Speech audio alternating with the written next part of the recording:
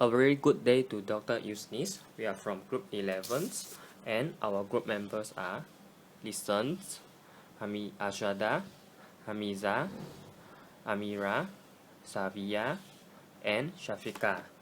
And in this video, we are going to discuss about the specially treated red cells. We are highlighting three components, which are the indication of its use in the patient therapy, the effect and outcome of the specially treated red cells in the patient management, and the lab test used in selecting and monitoring the blood component in the patient management. So, specially treated red cells can be divided into two, which are the leukoreduced red cells or filtered red cells, or irradiated red cells or washed red cells. So, in leukoreduced red cells or filtered red cells, it can be prepared by removing all or most of the white blood cells from the component. So, it can be removed by special filters or by machine. And it can be retained at least 85% of the origin of red cells.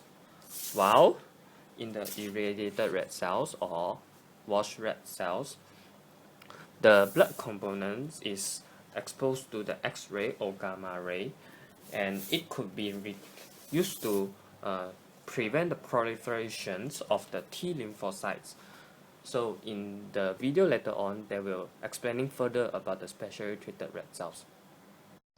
For specially treated red cell product, the indication of its use in patient therapy are divided into two, which are first, the filtered red cell or leukoreduction, and second, washed red cell or irradiation.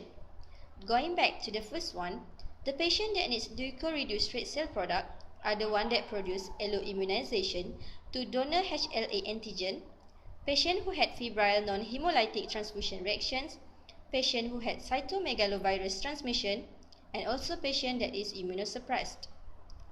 As for irradiated red cell, the purpose of the irradiation is to prevent the transfusion-associated graft versus host disease, also known as TAGVHD.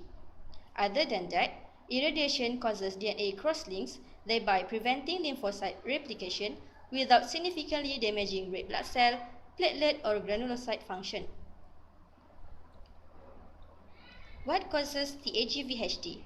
The culprit is the transfused T lymphocyte, in example CD4 and CD8, which produce an immune response against foreign HLA host tissue. For normal situation, host lymphocytes will counterattack and neutralize the response if any. However, due to lack of host neutralization, it may lead to TAGVHD with continued T lymphocyte attack on host tissues. Now, who is at risk?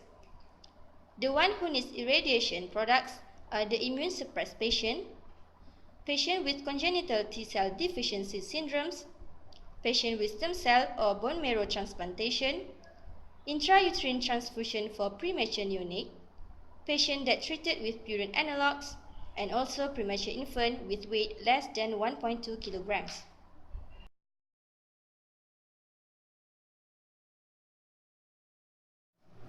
Okay, today I'm going to continue about the effect and outcome of leukoreduced blood component as well as irradiated blood component.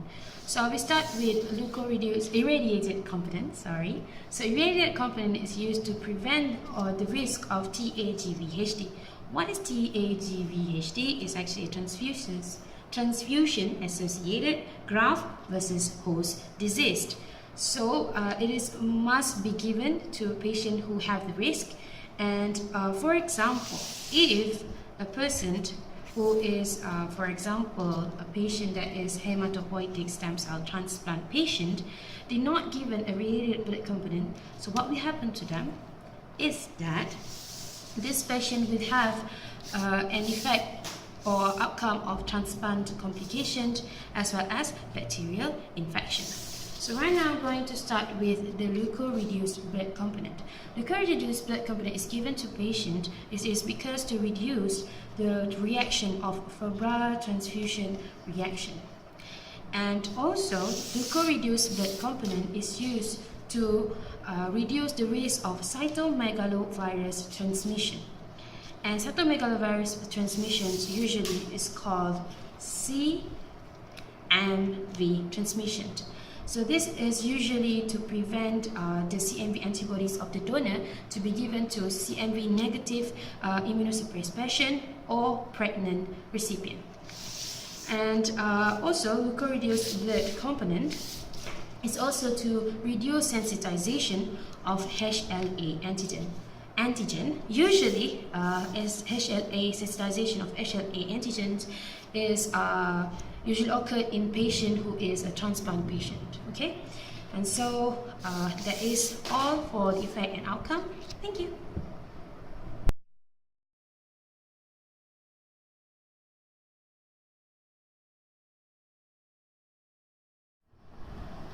Okay, so right now I'm going to talk about ABO and RH group typing. What do you need for this group typing is 4 test tube labeled anti-A, anti-B, anti-AB, and anti-D, the reagent for each of the test tube, as well as the patient's blood. So the first thing is you put each of the test tube the reagent, which is the reagent of anti-A, anti-B, anti-AB, and anti-D. After that, you will put a drop of blood of the patient's blood and see for the agglutination. For example, if all of this test tube does not agglutinate and only anti-D is agglutinate, which means that the person would have an O positive split because the patient's blood red cell doesn't contain antigen A, antigen B, or antigen AB. For example, if the antigen or the anti-A test tube is agglutinate and the anti-AB also agglutinate, but not on the anti-B, which means that the patient will be A positive patient. So that's all for ABO group typing. Thank you. So, in conclusion, the leukoreduced red cells or irradiated red cells can help to reduce the adverse effect of the blood transfusion reaction to an individual. Thus, type of the red cells to be transfused to the patient is important to prevent any unnecessary adverse transfusion reactions. So, this is the end of our video. Thank you very much and hope you guys enjoy this video.